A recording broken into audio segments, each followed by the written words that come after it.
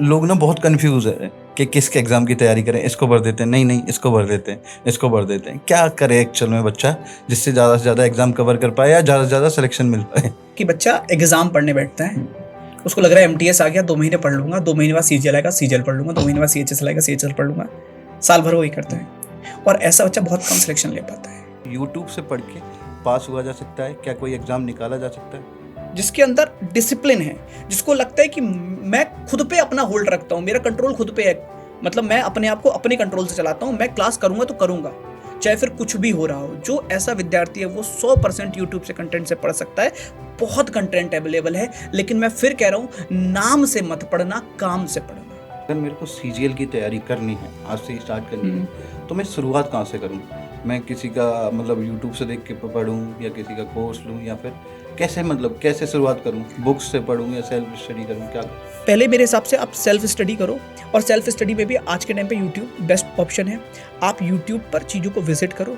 मुझे ऐसा लगता है आप नाम को मत देखो, काम को देखो। टीचर्स के भी कौन कितना बड़ा नाम है, ये जरूरी नहीं कि वो उतना ही बड़ा काम करके दे दे आज के टाइम पर आपके लिए। जब आपके पास डाउट्स इकट्ठे हैं, उन डाउट्स को दूर करने के लिए आप पेड बैच की तरफ जाओ। तो आप सभी का मैं स्टूडेंट की चौपाल में स्वागत करता हूँ। आज हमारे साथ साहिल तिवारी सर हैं।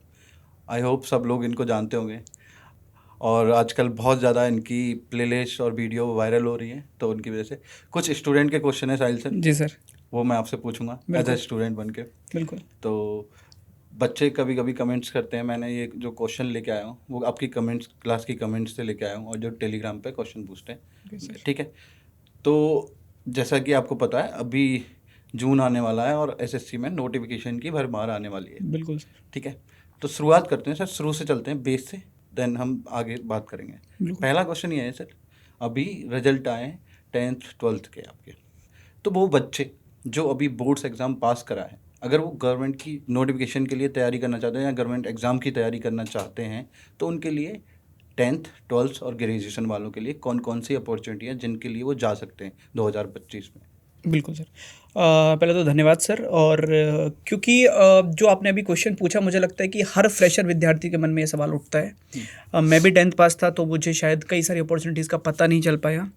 12th पास के बिहाफ पर, ग्रेजुएशन के बिहाफ पर, क्योंकि कुछ चुनिंदा ऐसी वैकेंसी हैं जो हर किसी को पता है कि बैंक की जॉब कर लो, एसएससी की जॉब कर लो। कौन सी होती है एसएससी की जॉब? एसएससी कोई एक जॉब नहीं है। एसएससी के अंदर बहुत सारे से अलग अलग डिपार्टमेंट हैं, अलग अलग पोस्ट हैं, अलग अलग वैकेंसीज हैं एलिजिबिलिटी के आधार पर। सबसे पहले हम 10th से बात करते हैं, क्योंकि 10th वाला बच्चा मेरे हिसाब से एक ऐसे फेज़ में होता है जिसको गाइडेंस की सबसे ज़्यादा आवश्यकता होती है, क्योंकि उसके पास वो अभी तक की जो दुनिया थी वो अलग थी बहुत ज़्यादा। 10th के बिहाफ पर मुझे ऐसा लगता है सर, अगर आपको फोर्सेस को ज्वाइन करना है तो सबसे बेस्ट वैकेंसी एसएससी जीडी है, जहाँ से आप अपना बीएसएफ में जाने का सपना, क्योंकि बच्चों को बहुत मन होता है यूनिफॉर्म वाली जॉब्स का। सीआरपीएफ हो गया, सीआईएसएफ हो गया, असम राइफल्स हो गया, आईटीबीपी हो गया, ये सारी अलग अलग अगर बात करूँ फोर्सेस के अंदर जा सकते हो। अगर आपको लगता है कि मुझे एक ऑफिस वर्क की जॉब करनी है, तो आप एमटीएस बेस्ट वैकेंसी होती है आपके लिए, आप एमटीएस वाली पोस्ट के लिए जा सकते हो। एमटीएस यानी कि मल्टीटास्किंग स्टाफ, वहाँ आप एसएससी के ही अंदर अलग अलग बात करें, जो कुछ लोग सीजीएल के अंडर में काम करते हैं, तो वो सारी पोस्ट आपको मिलती है। कहने को या बाहर से देखने में वो पोस्ट बहुत छोटी सी लगती है कि मतलब बहुत छोटे लेवल पे शायद काम करने को मिल रहा है, लेकिन जिस डिपार्टमेंट के अंदर आप होते हो और जिन लोगों के साथ आप काम करते हो, वो एक बहुत अच्छा खासा लेवल है उन चीज़ों का, तो वहाँ से आपको मिलता है। वहाँ पढ़ाई भी करके आगे को अपना अलग एग्जाम्स भी दे सकते हैं। उसके अलावा 10th में ही एक और वैकेंसी आती है जिसको हम कहते हैं सिलेक्शन पोस्ट। सिलेक्शन पोस्ट में 10th के बिहाफ पर बहुत अच्छी पोस्ट निकलती हैं, क्योंकि सिलेक्शन पोस्ट एक्चुअल में अपने आप में कोई पोस्ट नहीं है। एसएससी की जो रिमेनिंग वैकेंसीज रह जाती हैं उन सबको भरने के लिए एसएससी सिलेक्शन पोस्ट के नाम पर पद निकालता है, और 10वीं पास वालों में सबसे कम लोगों को सिलेक्शन पोस्ट के बारे में पता होता है। कॉम्पिटिशन सबसे कम है, लेकिन बच्चों अवेयर नहीं है उतने, शायद उसकी उतनी हाइप नहीं है मार्केट में, उतने लोगों को पता नहीं है, इसलिए लोग उसको फॉर्म भी नहीं भरते, और जो लोग सीरियस कैंडिडेट भरते हैं वो इजीली सिलेक्शन ले लेते हैं। 12th के बिहाफ पर अगर हम बात करते हैं, तो 12वीं के आधार पर मेरा एक ही मानना रहता है कि CHSL is the one of the best job. मतलब अगर आपको एसएससी में जाना है तो 12वीं पास, मैं तो कहूँगा ग्रेजुएशन तक के अगर आप लेवल में भी चेक करोगे तो सीएचएसएल टॉप 2 में आती है। बहुत अच्छी जॉब होती है, और सीएचएसएल के अंदर आप 3 से 5 साल में जॉब करके प्रमोशंस ले लेते हो, अच्छी खासी पोस्ट पर पहुंच जाते हो, वो आपको देखने को मिलता है। डेस्क जॉब एंड ऑल आपको वहाँ से मिलती है। सीएचएसएल के अलावा अगर आपका मन है पुलिस वगैरह में जाने का, तो दिल्ली पुलिस के अंदर वैकेंसीज जो अभी कैलेंडर के हिसाब से भी हमें पता है कि आने वाली है। यूपी पुलिस के अंदर भर्तियाँ आती हैं, और यहाँ भी सिलेक्शन पोस्ट की भर्ती आती है जो 12वीं पास के आधार पर होती है। और 12th पास बच्चे के पास एक और बेनिफिट होता है कि वो 10th पास वाली वैकेंसी पर भी एप्लीकेबल होता है, तो वहाँ भी अप्लाई कर सकता है। उसके अलावा ग्रेजुएट वाले बच्चों से अगर मैं बात करता हूँ, ग्रेजुएशन वाले जो विद्यार्थी हैं उनके लिए CGL one of the best job है। और मुझे लगता है हर एक विद्यार्थी का ड्रीम भी होता है कि सीजीएल का एग्ज़ाम वो क्वालिफाई कर पाए और सीजीएल जैसी पोस्ट को वो ले पाए। सीजीएल के अलावा सीएचएसएल जो मैंने आपको बताया था 12th पास होती है, बट वो ग्रेजुएशन वालों के लिए भी मैं सेकंड नंबर पे रखना चाहूँगा। सीपीयू, लेकिन सीपीयू में थोड़ा सा हाइट का बात करें तो फिजिकल एक्टिविटीज़ ज़्यादा बढ़ जाती हैं। तो अगर आप फिजिकली फिट हैं, आपको लगता है आप फिजिकली एलिजिबल हैं, तो आप सीपीयू की तरफ जा सकते हैं। बाकी सिलेक्शन पोस्ट भी आता है जो आपका 12th पास के बिहाफ पर, सॉरी ग्रेजुएशन के बिहाफ पर भी पोस्ट निकालता है और वहाँ से आप उसके लिए जा सकते हैं। तो ये कुछ ऐसी पोस्ट हैं सर जो मैं कहता हूँ कि मतलब हर एक विद्यार्थी को पता भी होनी चाहिए, और आप अपनी क्वालिफिकेशन और अपने ड्रीम के अकॉर्डिंग लाइन को पिक कर सकते हो कि मुझे यहाँ से स्टार्ट करके वहाँ तक जाना है। कई बार डिपार्टमेंटल एग्जाम से आप बड़े बन जाते हो। सम टाइम आपको एक ऐसी पोस्ट चाहिए होती है कि मैं 10th पास हूँ, बट मुझे एक ऐसी नौकरी चाहिए कि मेरी फाइनेंशियल कंडीशन अभी ठीक नहीं है, मेरे घर वालों को भी ज़रूरत है, तो मैं एक नौकरी ले लेता हूँ। उसके साथ में मुझे ऐसी नौकरी मिल जाए कि मुझे पढ़ाई करने का टाइम मिल जाए, क्योंकि बहुत बच्चे ऐसे हैं जो MTS निकालते हैं पहले, फिर साथ में पढ़ाई करते करते शायद CHSL या बड़े बड़े एग्जाम्स को क्वालिफाई करते हैं। तो वो सब होता है सर, यही वैकेंसीज हैं जो बच्चों के लिए। आपने जैसे CGL की बात करी जी सर। इसमें और थोड़ा डीप जाते हैं। जैसे मान के चलो मैं एक फ्रेशर बच्चा हूँ अभी जी। जैसे मैंने ग्रेजुएशन पास करी है या मैं जी सर। ग्रेजुएशन में लास्ट ईयर में हूँ, ठीक है। तो अगर मेरे को CGL में, अगर जैसे मैंने सुना है ज़्यादातर लोग फर्स्ट अटेम्प्ट में क्लियर नहीं कर पाते, अगर मेरे को CGL की तैयारी करनी है, आज से स्टार्ट करनी है, तो मैं शुरुआत कहाँ से करूँ? मैं किसी का मतलब यूट्यूब से देख के पढ़ूँ या किसी का कोर्स लूँ, या फिर कैसे शुरुआत करूँ? बुक्स से पढ़ूँ या सेल्फ स्टडी करूँ, क्या करूँ? सर एक अच्छा क्वेश्चन ये भी मैं मानता हूँ, क्योंकि शायद ही बहुत कम ऐसे विद्यार्थी हैं जिनके फैमिली में उनको कोई गाइड करने वाला है कि तुमको बैच कब लेना चाहिए, कब नहीं लेना चाहिए। और यूट्यूब से लेके हर जगह हर कोई सिर्फ बैच बताने ही आ रहा है, कोई ये नहीं बता रहा कि तुमको ये लेना भी है या नहीं लेना, तुम्हारे लिए है भी या नहीं है। अभी सबसे पहला आपका क्वेश्चन था कि फर्स्ट अटेम्प्ट में बच्चे नहीं निकाल पाते। मैं इसको सर एक और तरीके से देखता हूँ, अगर आप नोटिफिकेशन आने के बाद पढ़ाई स्टार्ट कर रहे हो तो मैं उसको फर्स्ट अटेम्प्ट नहीं मानता। आप सोच के देखिए, अगर मुझे CGL निकालना है तो या तो मुझे 2024 का एग्ज़ाम से पता होना चाहिए था, मैं तब से मेहनत करता होता तो मैं 25 में निकालता। अब 2025 के कैलेंडर आने पर अगर मैंने सोचा कि मुझे CGL निकालना है और मैं कह दूं ये मेरा फर्स्ट अटेम्प्ट है, तो मतलब अटेम्प्ट आप अपनी एफिशिएंसी या अपनी कह सकते हो कि आपने कितनी मेहनत करी उसके हिसाब से डिसाइड करोगे ना। आप 1 या 1.5 महीने में नहीं निकाल सकते CGL, ये मैं मान सकता हूँ, लेकिन फर्स्ट अटेम्प्ट में निकाला जा सकता है, बट आपको वो पूरे 12 महीने चाहिए। अगर किसी बच्चे को 26 का निकालना है तो वो आज से लग जाए, 26 वाला निकाल लेगा, पहले अटेम्प्ट में भी निकाल सकता है, कोई ऐसी दिक्कत नहीं है। बट बच्चे क्या करते हैं, मोस्ट ऑफ द स्टूडेंट थोड़े से ना सर डाइसी हो चुके हैं। MTS की भर्ती आई तो एक हाइप बन जाती है पूरी हर जगहों पर कि MTS, बच्चा भी लग जाता है MTS की पढ़ाई करता हूँ। 2 महीने पढ़ाई करी, उसके बाद उसको देखा CGL की वैकेंसी आ गई या मान लीजिए कोई और भर्ती आ गई, तो वो उसकी तरफ डाइवर्ट हो जाता है, फिर तीसरी भर्ती की तरफ, मतलब टारगेट सेट नहीं हो पा रहा। और इसके लिए मैंने हमेशा बोला कि टारगेट तो आपको पिक करना पड़ेगा पढ़ाई के लिए। सेकंड जो आपका क्वेश्चन था वो ये था कि क्या यूट्यूब से पढ़ाई हो सकती है या पेड बैच लेना चाहिए, कब किसको क्या करना चाहिए। इसको भी मैं ये कहूँगा कि सबसे पहले पेड बैच कभी मत लो कि सीधे उठे और पेड बैच खरीद लिया। पेड बैच सॉल्यूशन नहीं है। पेड बैच आपको कंटेंट प्रोवाइड करता है, पेड बैच आपको ये बताता है क्या पढ़ना है। तो पहले आप खुद को उस जोन में ले जाओ कि मैं इतनी पढ़ाई करने के लिए एक तरह से मैं तैयार हूँ कि नहीं हूँ। पता चला मैं 4 घंटे की क्लास अगर यूट्यूब पेड बैच में ले रहा हूँ, उसके बाद मैं 5वें घंटे उसको खुल के भी नहीं देख रहा हूँ, तो वो पेड बैच कुछ जादू नहीं करने वाला है। जब आप पहले मेरे हिसाब से आप सेल्फ स्टडी करो, और सेल्फ स्टडी में भी आज के टाइम पे यूट्यूब बेस्ट ऑप्शन है। आप यूट्यूब पर चीज़ों को विजिट करो। मुझे ऐसा लगता है आप नाम को मत देखो, काम को देखो। टीचर्स के भी कौन कितना बड़ा नाम है, ये ज़रूरी नहीं कि वो उतना ही बड़ा काम करके दे दे आज के टाइम पर आपके लिए। क्योंकि दोस्त एक चीज़ को हमेशा समझना, आज से जो 10 साल पहले के सर सुपरस्टार थे, आज शायद उनसे बड़े स्टार आ गए। सुपरस्टार ना बन पाए, लेकिन आज के करंट के सिनेरियो में देखोगे तो उन लोगों को लोग ज़्यादा पसंद कर रहे होंगे पुराने वालों से। तो होता क्या है कि आपको ये भी देखना पड़ेगा आज का ट्रेंड क्या है, एग्ज़ाम का ट्रेंड क्या है। आज से 10 साल पहले जो एग्ज़ाम का ट्रेंड था, अगर उसको कोई बहुत बेहतर पढ़ा पा रहा था, आज 10 साल बाद भी क्या वो उसको वैसे ही पढ़ा रहा है जो आज का ट्रेंड है, या उस तरह से पढ़ा रहा है 10 साल पहले का ट्रेंड था। ये भी आपको समझना पड़ेगा कि करंट जो आपके एग्जाम में पूछा जा रहा है, आपको वो कंटेंट कौन दे रहा है। ऐसा ना हो कि वो कंटेंट मिल रहा हो जो 10 साल पहले चल रहा था। सेकेंड चीज़, आप उसको यूट्यूब पे 10 दिन, 15 दिन, 20 दिन दो आराम से। आप ये क्लासीफाई करो कि आपके लिए कौन सा प्लेटफॉर्म बेहतर है, और ऐसा भी जरूरी नहीं कि एक प्लेटफॉर्म के ही सारे टीचर आपको बेहतर लग जाएं। आप सब्जेक्ट वाइज भी छांट सकते हो कि इस विषय को इन टीचर से इस फला प्लेटफॉर्म के पढ़ लूँगा, इस विषय को उस टीचर से पढ़ लूँगा, अलग अलग प्लेटफॉर्म के। एक से मिल जाए ज़्यादा अच्छी, क्योंकि सिंक्रोनाइजेशन अच्छा हो जाता है, बट अगर अलग अलग भी मिल रहे हैं तो आप अपने अकॉर्डिंग पिक कर सकते हो। उसके बाद आप अपने सिलेबस को फाइंड आउट करो और उस सिलेबस को जितना हो सकता है पहले उतना पढ़ना स्टार्ट करो यूट्यूब से, जितना सीख सकते हो। जब आपको लगे कि अब यूट्यूब से मैं इससे ज़्यादा इनमें नहीं सीख सकता, मैंने मॉक टेस्ट लगा कर देखा, अब भी मेरे नंबर कम आ रहे हैं, जो गलतियां हो रही हैं वो इन वीडियोस में उनके सॉल्यूशन नहीं है, अब मुझे एक प्रॉपर गाइडेंस चाहिए जिस टीचर से मैं डिस्कशन कर पाऊँ कि मेरी ये प्रॉब्लम है, मुझे इसका सॉल्यूशन बताओ। उस डिस्कशन के लिए जब आपके पास डाउट्स इकट्ठे हैं, उन डाउट्स को दूर करने के लिए आप पेड बैच की तरफ जाओ। अगर आपके पास कोई डाउट ही नहीं है तो आप पेड बैच में जाकर क्या करोगे? आपको जब लाइव में कोई टीचर मिलेगा तो आपको वहाँ पर उस चैप्टर के प्रॉपर डाउट्स पूछने हैं, और वो आपको तब पता होंगे जब आपने उन पर पहले से थोड़ा काम कर रखा होगा। ये चीज़ मेरे को लगता है सर, एकदम से पेड बैच ना लेकर पहले यूट्यूब से जाओ, फिर अगर आपको लगता है कि मॉक टेस्ट में नंबर नहीं बन रहे हैं, कुछ डाउट्स ऐसे हैं जो इन वीडियोज़ में सॉल्यूशन भी नहीं है इनके, तब आप पेड बैच की तरफ जाइए। ठीक है सर, बहुत बढ़िया आंसर है आपका। तो इसी से एक क्वेश्चन और बनता है जी कि आप जैसे सब लोग पेड कोर्सेज की बात करते हो, हाँ। और आपने सीधा बोला है कि पहले पेड कोर्सेज नहीं लेना चाहिए। बिल्कुल। क्या यूट्यूब पे ऐसा कंटेंट है? क्योंकि यूट्यूब पे ना बहुत जगह कुछ भी पढ़ा रहे हैं लोग, एग्री। मतलब क्या ऐसा कंटेंट है? जैसे अभी आपकी एक शॉर्ट्स देख रहा था मैं, आप पे जब रिसर्च कर रहा था तो मेरे को पता चला आपने एक चीज़ बोली है कि अगर पूरी इंडस्ट्री में कोई भी इससे बेहतर रीजनिंग पढ़ा सके, मतलब और फ्री रीजनिंग की बात कर रहे थे हम, हाँ। रीजनिंग की प्लेलिस्ट की बात कर रहे थे हम। तो सर इतना कॉन्फिडेंस, मतलब एक आपको लगता है कि कोई उससे बेहतर प्लेलिस्ट नहीं है पूरे यूट्यूब पे? मैं सर आपको बताता हूँ कि मैं ऑनलाइन के फील्ड की बात कर रहा हूँ। मैं 2020 से अड्डा 24/7 के साथ था। 2020 से लेकर 24 के एंड तक 4 साल के अंदर मैंने बहुत पढ़ाया है। मतलब मेरे पास क्वेश्चंस की सीमा नहीं है, इतने क्वेश्चन हो, इतने एग्जाम मैंने कवर कर रहे हैं। तो आज के टाइम पे जनरली क्या होता है मैं आपको बताता हूँ, जब हम कोई क्लास लेते हैं तो एट द एंड मेरे पास कंटेंट ऑलरेडी अवेलेबल होता है। मतलब मैं शायद 3, 4, 5 महीने बिना कुछ सोचे भी क्लास ले सकता हूँ, इतना कंटेंट है। बट जब ये प्लेलिस्ट की बात आई थी तो मेरा एक ड्रीम सा था, आज से नहीं 4-5 साल पहले, कि मैं एक कुछ ऐसा पढ़ाऊँ जिसपे ना बच्चे को मैं सब्जेक्ट पढ़ाऊँ, एग्ज़ाम नहीं, विषय पढ़ाऊँ, एग्ज़ाम ना पढ़ाऊँ। इसलिए उस प्लेलिस्ट पे आपने देखा होगा किसी भी एग्ज़ाम का नाम नहीं है, सिर्फ टॉपिक्स हैं, और वो टॉपिक हर एग्ज़ाम के लिए इंपॉर्टेंट है।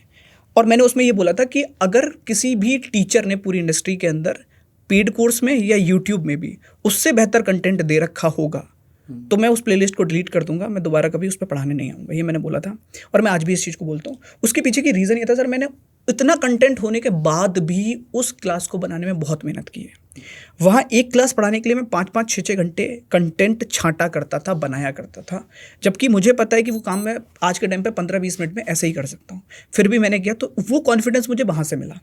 दूसरी चीज़, मैंने बहुत सारे से चीज़ों को देखा, बहुत सारा कंटेंट को देखा। मैं किसी को भी ख़राब या अच्छा नहीं कह रहा हूँ, बट मुझे ऐसा लगा कि अगर मैं ये कहता हूँ कि मेरे इस बैच को ज्वाइन कर लो, आपको अच्छा कंटेंट मिल जाएगा, आपका सिलेक्शन हो जाएगा, तो मुझे लगा कि फिर मैं वो यूट्यूब पे क्यों नहीं कह सकता कि तुम मेरी इस प्लेलिस्ट को ज्वाइन कर लो, आपका सिलेक्शन हो जाएगा, आपको सब्जेक्ट आ जाएगा। मतलब हम ये कह रहे हैं, अगर जो भी स्टूडेंट इसको देख रहे हैं, अगर वो उस प्लेलिस्ट को देखते हैं तो हमारे CGL में 50 आउट ऑफ 50 क्वेश्चन सही में हो जाएंगे। मैं सर CGL नहीं, CGL, CHSL, CPO, MTS, कोई भी GD, SSC का स्टेनोग्राफर, रेलवे का ग्रुप D हो, NTPC हो, ALP हो, टेक्नीशियन हो, SSC JEE का एग्जाम हो, कोई भी एग्जाम हो, रीजनिंग का एक सिंगल टॉपिक वहाँ से बाहर नहीं मतलब जाएगा। हम ये कह रहे हैं SSC छोड़ो, हाँ। कोई भी एग्जाम जिसमें रीजनिंग आती है। हाँ, कॉम्पिटेटिव एग्जाम्स। बैंकिंग को अलग कर देते हैं, बैंकिंग का थोड़ा सा लेवल ऊपर हो हाँ, जाता है। ठीक है, ओके। तो सर ये मिलेगी कहाँ पे, ये प्लेलिस्ट कहाँ से पढ़े जाके? ये सर CGL अड्डा 24/7 पे अवेलेबल है। हम नीचे लगा देंगे जब ये वीडियो आएगी तो ओके, ठीक है। तो सर बताइए। हाँ, वैसे भी आप नीचे लगाने में माहिर हैं लगा दीजिएगा, कोई दिक्कत नहीं है। बाकी मैं सर एक चीज़ और आपने मुझसे बोली थी कि क्या यूट्यूब से पढ़ के सिलेक्शन हो सकता है, ये आपका क्वेश्चन था। हाँ, मतलब मैं जैसे प्लेलिस्ट, अभी उससे पहले आ जाते हैं थोड़ा सा, उसके जी, बाद जी। कि अगर हमें SSC CGL की वो प्लेलिस्ट ढूंढनी है, देन वो कहाँ मिलेगी, उसकी प्रोसेस क्या है? आप SSC CGL अड्डा 24/7 पर जाकर उसको सर्च कर सकते हैं। हाँ। वरना आप उसको रीजनिंग प्लेलिस्ट वाइज साहिल तिवारी भी डालेंगे, आई थिंक आ जानी चाहिए यूट्यूब पे। ठीक है, आ जाएगी तो मैं शायद। नीचे लिंक लगा देंगे, देन उसके बाद हाँ, अगला क्वेश्चन सर, यूट्यूब से पढ़ के पास हुआ जा सकता है क्या? कोई एग्ज़ाम निकाला जा सकता है? अच्छा सर, एक चीज़ बताइए, यूट्यूब और पेड क्लासेस में बच्चे भी मुझसे पूछते हैं, क्योंकि ऐसा नहीं कि मैंने आज तक किसी से नहीं कहा कि पेड क्लास मत लो, मैंने भी बहुत बार बोला, इवन आज के बाद भी बोलूँगा कि भाई पेड बैच ले लो। पेड बैच क्यों बोला जाता है, रीज़न बताता हूँ आपको। 2 चीज़ें हैं सर। पहली चीज़ है, जब आप किसी चीज़ के लिए पे कर देते हो तो आपकी सीरियसनेस बढ़ जाती है। राइट। है ना। आप उस काम को करने के लिए थोड़ा सा सीरियस हो जाते हो, आपको लगता है अब मेरे पास कोई और ऑप्शन नहीं है, मैंने यहाँ पैसे दे दिया, मुझे यहाँ पढ़ना पड़ेगा, जाना पड़ेगा। और मैं अपने टाइम की बात करूँ तो आज तो बच्चा घर पे फ़ोन खोल के पढ़ लेता है, ऑनलाइन भी, पेड में भी। हम लोग अपने टाइम पे कहीं और की कोचिंग ज्वाइन करते थे, बसों से जाते थे, तो सीरियसनेस बढ़ जाती थी। वही चीज़ शायद अगर वो हमसे कहते कि कल फ्री क्लास है, आ जाना, तो शायद मैं नहीं जाता, लेकिन मैं बस में धक्के खाते हुए भी जाता था, क्योंकि मैंने वहाँ की फ़ीस पे की थी। मुझे लगता था अब यहाँ से पढ़ना ही पड़ेगा और कोई ऑप्शन नहीं है। तो पेड का एक तो ये हो जाता है, सीरियसनेस बढ़ जाती है। अगर कोई बच्चा यूट्यूब को भी डेडिकेटेडली पढ़ सकता है, जिसके अंदर डिसिप्लिन है, जिसको लगता है कि मैं खुद पे अपना होल्ड रखता हूँ, मेरा कंट्रोल खुद पे है, मतलब मैं अपने आप को अपने कंट्रोल से चलाता हूँ, मैं क्लास करूँगा तो करूँगा, चाहे फिर कुछ भी हो रहा हो। जो ऐसा विद्यार्थी है वो 100% यूट्यूब से कंटेंट से पढ़ सकता है। बहुत कंटेंट अवेलेबल है, लेकिन मैं फिर कह रहा हूँ, नाम से मत पढ़ना, काम से पढ़ना। नाम देखकर मत पढ़ना कि ये बड़ा नाम है, यही सिखा पाएगा, इनने नहीं सिखाया तो कोई नहीं सिखा सकता। मैं सर लिटरली, मैं अपनी बात नहीं करता, बहुत टीचर्स मैंने ऐसे देखे हैं जिनके शायद 100 या 150 व्यूज़ आते होंगे मुश्किल से, लेकिन लिटरली उनकी ट्रिक्स, उनकी कॉन्सेप्ट्स बहुत स्ट्रांग है और वो लोग बहुत अच्छे से बच्चों को पढ़ा पा रहे हैं।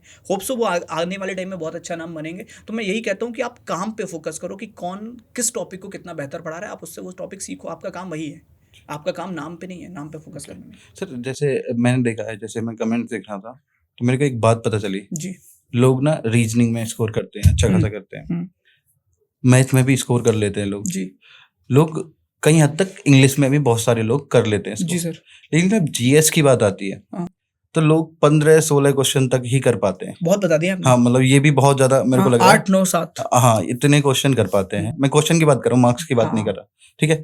तो क्या रीजन क्या है कि इससे क्या, जैसे आपने रीजनिंग की प्लेलिस्ट बताई, क्या जीएस का भी कुछ ऐसा मटेरियल होगा या फिर इसमें नंबर कम से कम 20 से 25 पे पहुंचा जाए नंबर पे? डेफिनेटली सर, मैंने ना 2 लोगों को देखा है जीएस के अंदर। एक मैं बात करूंगा कि नवदीप सर, कंटेंट पॉइंट से शायद मुझे लगता है कि इंडस्ट्री के अंदर कोई उनसे बेस्ट है, बेस्ट मतलब एकदम बेस्ट है। वो जितने डेप्थ में चीज़ों को समझाते हैं आज के टाइम पर सर, पता है जीएस की बात करूं या मैथ्स की बात करूं, किसी की भी प्रॉब्लम कहाँ पे आ गई, बच्चे कहते हैं कि नंबर नहीं आ पा रहे या टाइम लग रहा है। उसका रीज़न ये है, हर कोई ना शॉर्ट ट्रिक्स के पीछे पड़ गया, तो लोग ना कॉन्सेप्ट को सुनना पसंद नहीं करते। मैं देखता हूँ नवदीप सर बहुत ज़्यादा डिटेल में चीज़ों को समझाते हैं। बच्चे को क्या है, उसको बस ABCD चाहिए कि पहले का ये हो गया, दूसरे का C लगा दो, तीसरे का D लगा दो, आगे बढ़ते हैं। उसको सुनना ही नहीं है, वो सुनना पसंद नहीं कर रहा।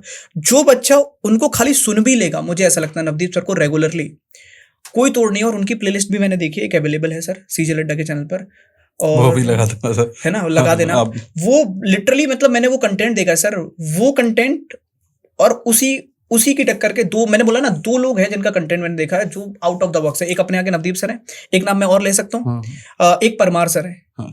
ये दोनों लोगों का कंटेंट अल्टीमेट है, एक नवदीप सर और एक परमार सर। मैं कहता हूँ कि बेस्ट है, मतलब अगर कोई नवदीप सर को फॉलो कर रहा है तो परमार सर को फॉलो कर रहा है। एक सा पढ़ाते हैं दोनों, क्योंकि दोनों बहुत डेप्थ में जाते हैं। और आज के टाइम पे जीएस के अंदर डेप्थ में जाने वाले टीचर बहुत कम बचे हैं। हर कोई यूट्यूब की हवा में आ गया है कि बस 60 मिनट 100 क्वेश्चन करवाता हूँ, बच्चा आ जाएगा। 60 मिनट में मैं कह रहा हूँ 6 कराओ, लेकिन उन 6 क्वेश्चन से बच्चा 600 कर पाए, ऐसा पढ़ाओ। और वो नवदीप सर कर रहे हैं। अच्छा, ठीक है सर। और एक लास्ट क्वेश्चन, बहुत ज्यादा इस समय मतलब बहुत ज्यादा कंफ्यूजन में। जी सर। तो आपने एक गाना सुना हो, कंफ्यूजन ही कंफ्यूजन है, सॉल्यूशन का पता नहीं। जैसे आपको पता है जून में हमारे 8 नोटिफिकेशन आ रहे हैं। जी sir. CGL, CHSL, CPO, selection post, SSC, JE और आपका GST भी जहाँ तक आ रहा है। हाँ। तो बहुत सारे एग्जाम है, स्टेनो भी आ रहा है। तो लोग ना बहुत कंफ्यूज है कि किसके एग्जाम की तैयारी करें, इसको भर देते हैं, नहीं इसको भर देते हैं, इसको भर देते हैं। क्या करे एक्चुअल में बच्चा, जिससे ज्यादा से ज्यादा एग्जाम कवर कर पाए या ज्यादा से ज्यादा सिलेक्शन मिल पाए? सर पता है ये 2 तरीके के स्टूडेंट की कैटेगरी होती है। एक वो जो मैंने अभी आपको थोड़ी देर पहले बताया था कि बच्चा एग्जाम पढ़ने बैठता है, उसको लग रहा है MTS आ गया, 2 महीने पढ़ लूंगा, 2 महीने बाद CGL आएगा, CGL पढ़ लूंगा, 2 महीने बाद CHSL आएगा, CHSL पढ़ लूंगा, साल भर वही करता है। और ऐसा बच्चा बहुत कम सिलेक्शन ले पाता है। तो राइट, एक वो बच्चा है जिसको फर्क ही नहीं पड़ रहा कब CGL आ रहा है, कब CHSL आ रहा है, कब CPO आ रहा है। वो एग्जाम पढ़ ही नहीं रहा, वो सब्जेक्ट पढ़ रहा है। उसका फोकस है विषय के ऊपर कि मैं सिर्फ सब्जेक्ट पढ़ूंगा, मैं विषय को होल्ड करता हूं। मैंने को मैथ पढ़ना है, मैथ पढ़ूंगा, रीजनिंग पढ़नी है, रीजनिंग पढ़ूंगा, इंग्लिश पढ़ूंगा, GK GS पढ़ूंगा, या किसी में हिंदी आती है हिंदी। वो 4 से 5 सब्जेक्ट के अलावा कुछ नहीं पढ़ रहा। और जब आप साल भर सोच के देखिए, आप आज से आप स्टार्ट करते हो, मैं कहता हूँ 2026 के कैलेंडर जब अप्रैल में एग्जाम स्टार्ट होंगे, नोटिफिकेशन आने स्टार्ट होंगे, आप उस टाइम के लिए पढ़ना स्टार्ट कर देते हो।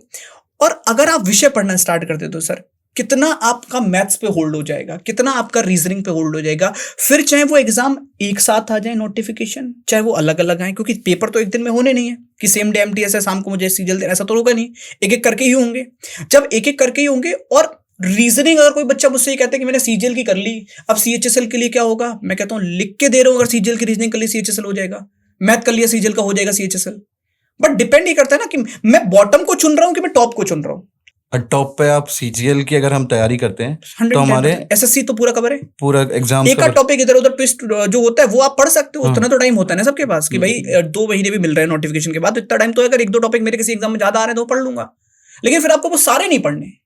तो बस मेरा ये सजेशन रहेगा कि कोशिश करो एग्जाम छोड़ के सब्जेक्ट पढ़ना स्टार्ट कर दो। जितना ज्यादा अपने विषय को स्ट्रॉन्ग कर लोगे, आपने सुना भी होगा जब किसी बच्चे का एक एग्जाम निकलता है 2-3 निकल जाते हैं और वो चुनता है कि कौन से वाले को पकड़ूं। बैंक में तो खास करके ऐसा होता है, बैंक में कभी कोई बच्चा एसबीआई पीओ की तैयारी नहीं करता, बैंक की तैयारी करता है। फिर चाहे पीओ का एग्जाम आ जाए, चाहे क्लर्क का एग्जाम आ जाए, चाहे आईबीपीएस का एग्जाम आ जाए, चाहे आरबी, वो कभी उसको आपने नहीं देखा होगा कि मैं एसबीआई पीओ ही दे रहा हूँ, आईबीपीएस पीओ नहीं दूंगा, उसकी तैयारी अलग करूंगा। अलग नहीं कर रहा है वो अपने विषय पढ़ रहा है कि मेरा मैथ का ये सिलेबस है पढ़ लेता हूँ, रीजनिंग का सिलेबस है पढ़ लेता हूँ, पजल लगानी है लगाता हूँ, वो वही कर रहा है। वही एसएससी में करना पड़ेगा आपको, पता है एसएससी का ये सिलेबस है, फॉलो कर दो, एसएससी का सिलेबस फॉलो कर दो। फिर चाहे सीजीएल आएगा, सीएचएसएल आएगा, सीपीओ आएगा, एमटीएस आएगा, जीडी आएगा, स्टेनो आएगा, कोई आएगा, सब हो जाएगा। बस एक बार बस वो 6 महीने लगातार लग के सिलेबस कवर कर लो, प्रॉपर नोट्स बना लो, लिख लिख के पढ़ लो, पीडीएफ का पीछा छोड़ दो। तो sir thank you so much sir हमारे साथ जुड़ने के लिए। सर एक नया चैनल है तो प्लीज सर सब्सक्राइब करने के लिए बोल दीजिए अपने बच्चों को। बिल्कुल भाई, जितने भी लोग इस वीडियो को देख रहे हो इस चैनल को सब्सक्राइब कर लो, क्योंकि यहाँ पे हम ऐसे ही आपके प्रश्नों के साथ मिलते रहेंगे, है ना। और आप सबके जो भी डाउट्स हो वो भी आप कमेंट में डाल सकते हो, कुछ और भी है तो उस पर भी मैं चाहूंगा सर जल्दी से क्वेश्चन में या किसी और के थ्रू लेकर आप तक पहुंच पाए। Thank you so much. Thank you so much everyone.